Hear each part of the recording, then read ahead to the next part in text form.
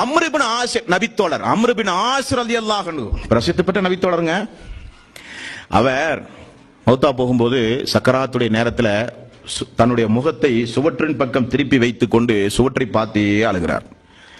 உடன் பிறந்த மகன், தனக்கு பிறந்த மகன் பக்கத்திலே நின்று கொண்டு கேட்கிறார், தந்தையே, ஏன் நீங்கள் இப்படி சுவரை பார்த்து கொண்டே எவ்வளவு மணி நேரம் நீங்கள் அழுகிறீர்கள்? என்ன காரணம்? நான் அழுவது எதற்காக வேண்டி தெரியுமா?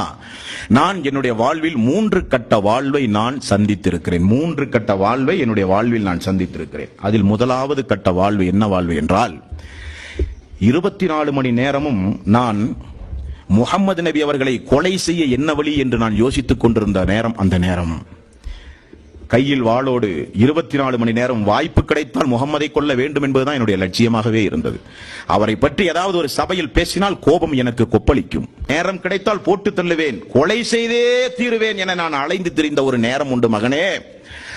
அந்த நிய்யத் என்னுடைய உள்ளத்தில் இருக்கும் பொழுது நான் மரணித்திருந்தால் நரகத்தினுடைய அடித்தளம் அல்லவா, அதிலிருந்து அல்லாஹ் என்னை காப்பாற்றினானே, அதை நினைத்து நான் அழுகிறேன் என்றார். நமக்கு ஒரு வாழ்வு உண்டுமா இல்லையா? ஆரம்பத்தில் அந்த மாதிரி வாழ்வு எல்லாத்துக்கும். நாம பிறக்கும் போதே தவீதை தெரிஞ்சுட்டா பிறந்தோம்.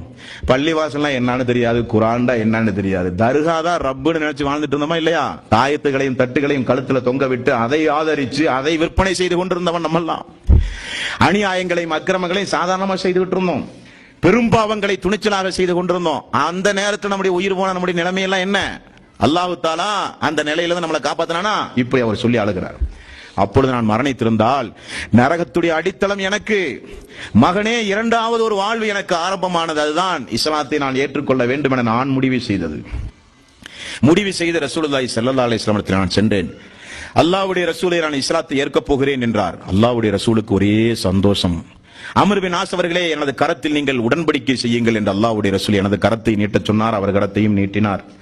நான் அவருடைய கரத்தின் மேல் எனது கரத்தை வைப்பதற்காக வேண்டி சென்று என்னுடைய கையை நான் மடக்கி கொண்டேன், திரும்ப வாங்கிக் கொண்டேன். என்ன அம்ர் பின் ஆஸ் அவர்களே, உங்களுக்கு என்னானது, ஏன் பின்வாங்குகிறீர்கள் என்று கேட்டார். யா ரசூலல்லாஹ், அல்லாஹ்வுடைய ரசூலே, என்னை காட்டிலும் ஒரு அநியாயக்காரனை நீங்கள் பார்த்திருக்கவே முடியாது. நான் இஸ்லாத்தை ஏற்பதாக இருந்தால் உங்களுடைய நாவிலே இருந்து எனக்கு ஒரு வாக்கு வேண்டும், வந்தால் மட்டும்தான் நான் இஸ்லாத்தை ஏற்பேன் என்று நான் ஒரு உறுதிமொழி கேட்டேன். ரசூலுல்லாஹி ஸல்லல்லாஹு அலைஹி வஸல்லம் என்னவென்று கேட்டார். அம்ர் பின் ஆஸ் ஆகிய நான் சொன்னேன், மகனே, எனது பாவம் மன்னிக்கப்பட வேண்டும், நான் சொர்க்கம் செல்ல வேண்டும், அப்படியானால் இஸ்லாத்தை ஏற்பேன் என்று சொன்னேன்.